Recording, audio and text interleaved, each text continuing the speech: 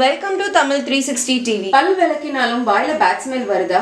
அப்படி bad smell வராம இருக்கிறதுக்கு என்ன செய்யலாம் தான் இந்த வீடியோல நம்ம பார்க்க போறோம். பொதுவாவே குடல்ல புண்ணு இருந்தாதான் வாய் துர்நாற்றம் வரும். குடல் புண்ணை சரி பண்ணிட்டோம்னாலே ஆட்டோமேட்டிக்கா வாய் துர்நாற்றம் வர்றது ஸ்டாப் ஆயிடும். குடல் புண்ணை சரி செய்யறதுக்கு இன்னைக்கு இயற்கையான வழியை நான் உங்களுக்கு சொல்றேன். இயற்கையான பொருட்கள் எப்பவுமே நம்மளுக்கு நிரந்தரமான தீர்வு கொடுக்கும். டிப் 1, மணத்தக்காளி கீரையை நம்ம உணவுல அடிக்கடி சேர்த்துக்கணும். இந்த மணத்தக்காளி கீரை அல்சரை சீக்கிரமா சரி செஞ்சிடும்.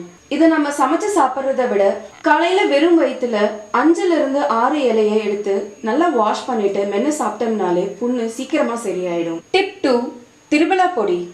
இந்த திருவிழா பொடியில தினமும் நம்ம பிரஷ் பண்ணாலே வாயில துர்நாற்றம் வராது.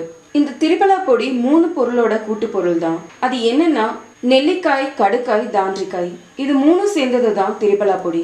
இந்த 3 பொருளுமே நம்ம பல்லுக்கு நல்ல உறுதியை கொடுத்து பல்லு நல்லா ஸ்ட்ராங்கா இருக்கிறதுக்கு ஹெல்ப் பண்ணும். இந்த திரிபலா பொடி நாட்டு மருந்து கடையில கிடைக்கும். அப்படி இல்லைன்னா இந்த 3 பொருளையும் வாங்கி நாமளே வீட்டுல பொடி ரெடி பண்ணிக்கலாம். டிப் 3, ஒரு டம்ளர் தண்ணியில எலுமிச்சை சாறு கொஞ்சமா புழிஞ்சு விட்டுட்டு கல்லுப்பு கொஞ்சமா கலந்து நல்லா மிக்ஸ் பண்ணிட்டு இந்த தண்ணியில வாய் கொப்பளிச்சுட்டு வந்தோம்னா வாய் துர்நாற்றம் குறைஞ்சிடும். எலுமிச்சை சாரும் உப்பும் கலந்த தண்ணியை காலையில ஒரு டைம், நைட் ஒரு டைம் வாய் கொப்பளிக்கணும். டிப் 4, ஏலக்காய், கிராம்பு, இதுல ஏதாவது ஒண்ணு மென்னு சாப்பிட்டாலே வாய் துர்நாற்றம் குறைஞ்சிடும். ஏலக்காய் இயற்கையாவே நம்ம வாய்க்கு நல்ல நறுமணத்தை கொடுக்கும். கிராம்பு பொதுவாவே பல்வலி, பல் ஈர்வலி இது எல்லாத்தையும் சரி செஞ்சு வாய்க்கு நல்ல வாசனையை கொடுக்கும். டிப் 5, செக்கு நல்லெண்ணெயில ஆயில் புல்லிங் அடிக்கடி பண்ணோம்னா வாய் துர்நாற்றம் வராது. முடிஞ்ச அளவுக்கு நல்லெண்ணெயிலேயே ஆயில் புல்லிங் பண்ணுங்க. ஆயில் புல்லிங் எப்பவுமே காலையில எந்திரிச்ச உடனே ப்ரஷ் பண்ணிட்டு பண்ணிக்கலாம். டிப் 6, வெதுவெதுப்பான தண்ணியில கொஞ்சமா கல்லுப்பு கலந்து வாய் கொப்பளிக்கலாம். இந்த கல்லுப்பு கலந்த தண்ணியில நம்ம வாய் கொப்பளிக்கிறதுனால வறட்டு இரும்பலுக்கும் இது நல்ல ட்ரீட்மெண்ட்டா இருக்கும். டிப் 7, கடுக்காய் பொடியை நைட்டு தூங்க போறதுக்கு முன்னாடி ஒரு 1/4 டீஸ்பூன் எடுத்து வெதுவெதுப்பான தண்ணியில கலந்து குடிச்சிட்டோம்னா வாய் துர்நாற்றம் வர்றது தடுத்துக்கலாம். டிப் 8, ஆட்டுப்பால் எப்பவுமே புண்ணை ஆத்துறதுக்கு ரொம்பவே ஹெல்ப் பண்ணும். ஆட்டுப்பால் குடல் புண்ணை சரி பண்ணி வாய் துர்நாற்றம் வரதை தடுத்துடும். டிப் 9, துளசி இலைகளை மென்னு சாப்பிடலாம். துளசியில நிறைய மருத்துவ குணம் இருக்கிறதுனால இது வாய் துர்நாற்றத்தை மட்டும் சரி செய்யாம சளி, இரும்பல், தொண்டை வலி இது எல்லாத்தையுமே சரி செய்யும். டிப் 10, மாதம் ஒரு முறை பேதிக்கு மருந்து சாப்பிடணும். பொதுவாகவே மாசத்துக்கு ஒரு தடவை நம்ம வயிற்றை கிளீன் பண்ணணும். அப்படி கிளீன் பண்ணாலே நம்ம உடம்புல இருக்கிற தேவையில்லாத பாக்டீரியா வெளியேறி வாய் துர்நாற்றம் வராம இருக்கும். அதனாலதான் அந்த காலத்துல நம்ம முன்னோர்கள் மாசத்துக்கு ஒரு தடவை இல்ல வாரத்துக்கு ஒரு தடவை விரதம் அப்படிங்கிற ஒரு விஷயத்த கடைபிடிச்சிட்டு வந்தாங்க.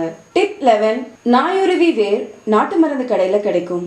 அந்த பொடியை வச்சு நம்ம பிரஷ் பண்ணாலும் வாய் துர்நாற்றம் வராது. டிப் 12, கற்றாழை ஜூஸ் குடிக்கலாம். கற்றாழை ஜூஸ் எப்படி போடணும்னா மேல இருக்கிற தோலை நீக்கிட்டு உள்ள இருக்க ஜெல்லை மட்டும் போட்டு அலாசிட்டு அதுக்கப்புறமா மிக்சியில அடிச்சுக்கணும். இந்த ஜூஸை வெறும் வயிற்றுல டெய்லியும் காலையில குடிக்கலாம். இதை கண்டினியூவா குடிச்சோம்னாலே உச்சந்தலையில இருந்து உள்ளங்கால் வரைக்கும் இருக்கிற எல்லா நோய்க்கும் இது தீர்வு கொடுக்கும். டிப் 13, புதினா இலைகளை மென்னு சாப்பிடலாம். புதினா இலைய அப்படியே மென்னு சாப்பிட பிடிக்காதவங்க புதினா டீ போட்டு கூட குடிக்கலாம். டிப் 14, படிகார கல்ல வெந்நீர்ல காய்ச்சி ஆற வச்சு அந்த தண்ணியில வாய் கொப்பளிக்கணும்.